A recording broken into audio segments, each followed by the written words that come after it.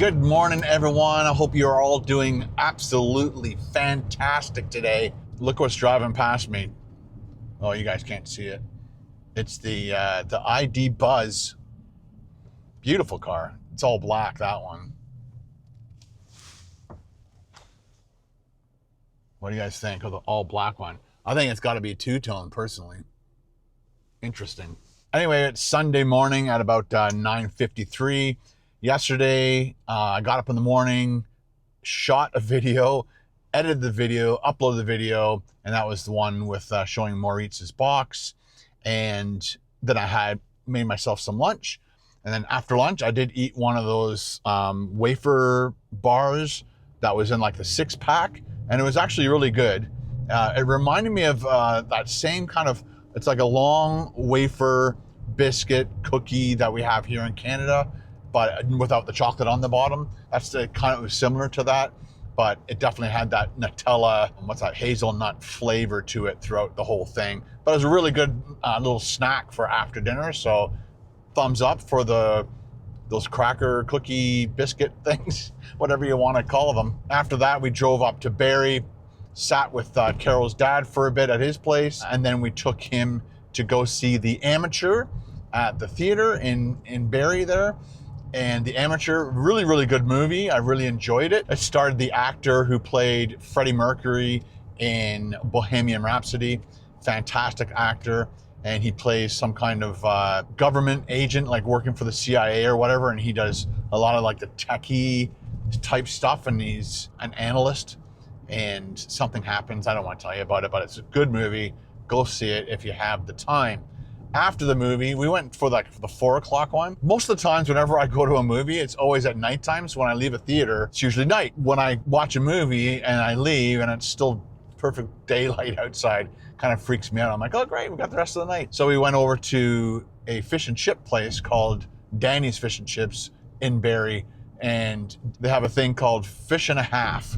So it's for people who love fish and chips, but not a lot of chips. My father-in-law has been there many times, and so he knew what the menu was, and he's like, oh, just order the fish and a half, which was half halibut and then half fries. They gave me a full plate of fries, so I'd hate to see what a full serving of fries would be. They're like those thick cut handmade fries in-house, and so they're really good. He felt that they were a little bit lesser quality than normal, and I'm thinking it's because we were like the last people in there, and it closed at 7. We got there we phoned them to see if it's okay if we arrive at 20 to 7.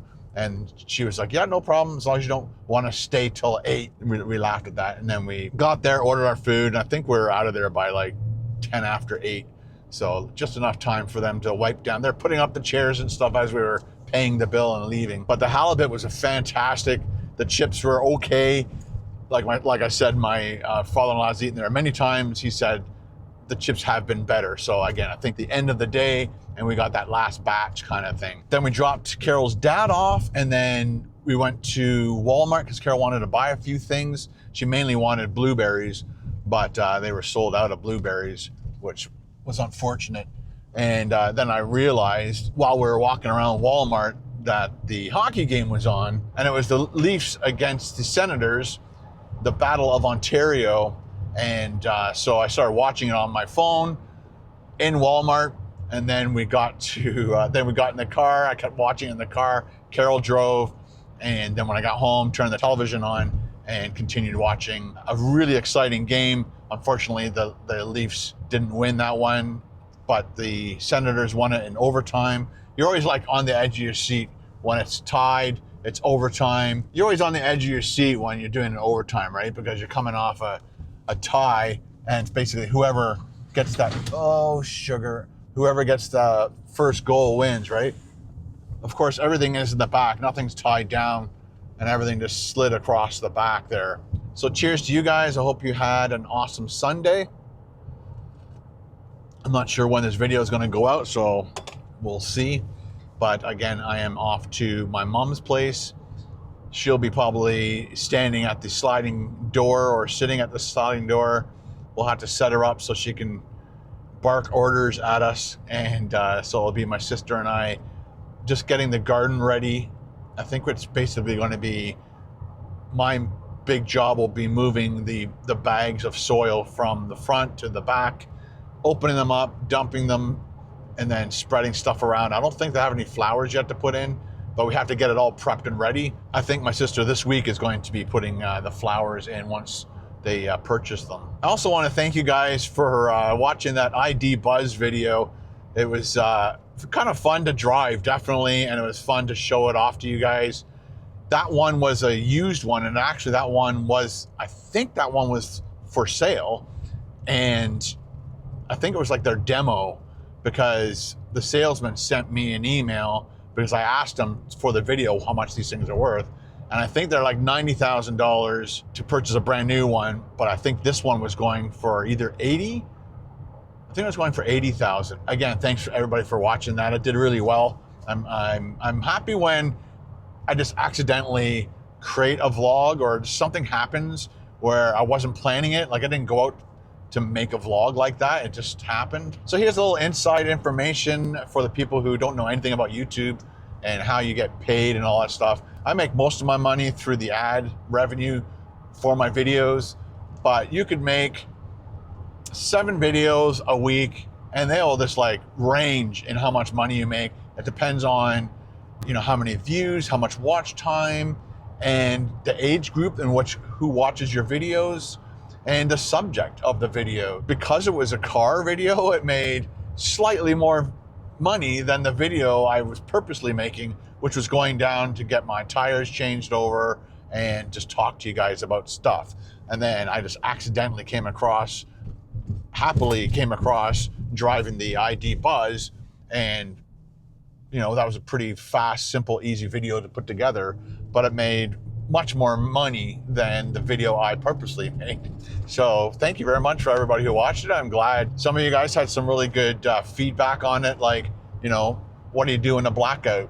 What a great question.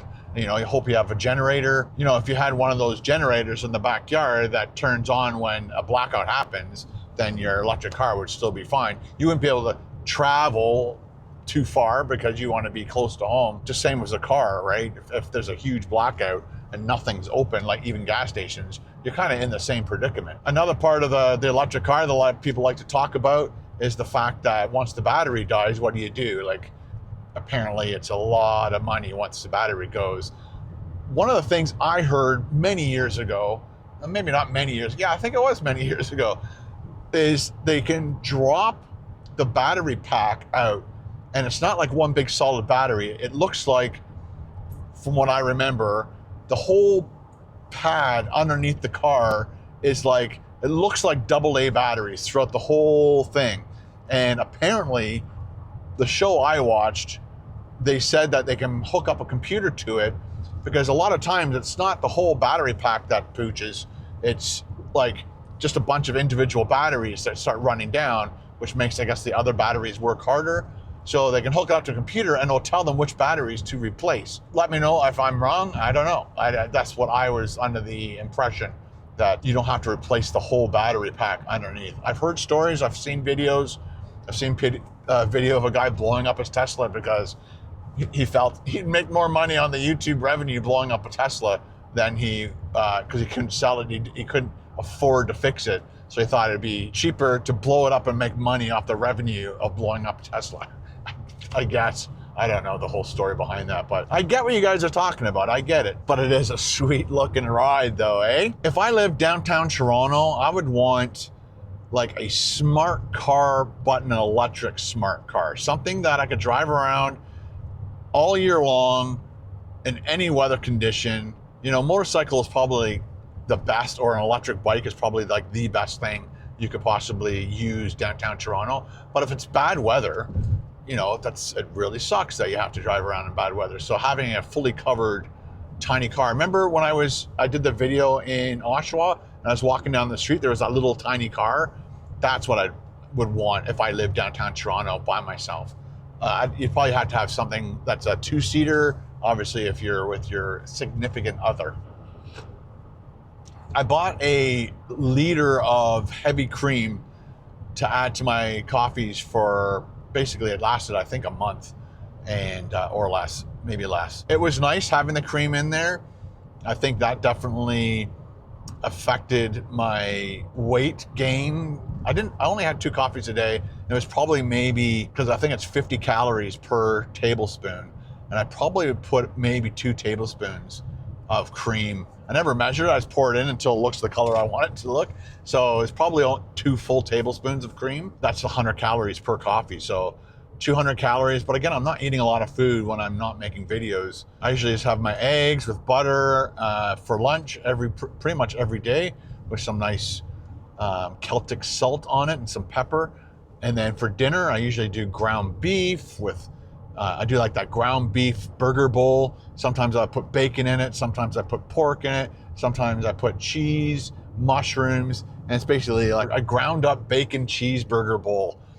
And it's good. I love eating that. It's awesome. But now I'm back to drinking black coffees for a while, and I'll probably do that for a month or 2, and then I'll treat myself to another liter of heavy cream, because it just tastes phenomenal in your coffee. I'd also like to thank everybody who's supporting the van build on KBD Productions TV. A bunch of people said, oh, that should have been on your vlog channel. I disagree 100%.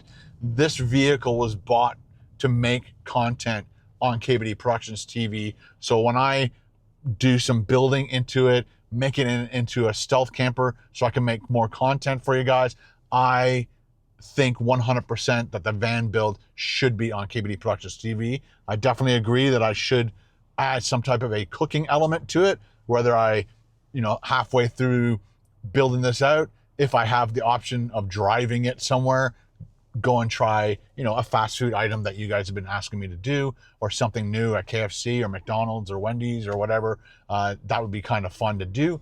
Or cook something in the back of the car. I'm always looking for recipes from you guys for doing camp videos and stuff.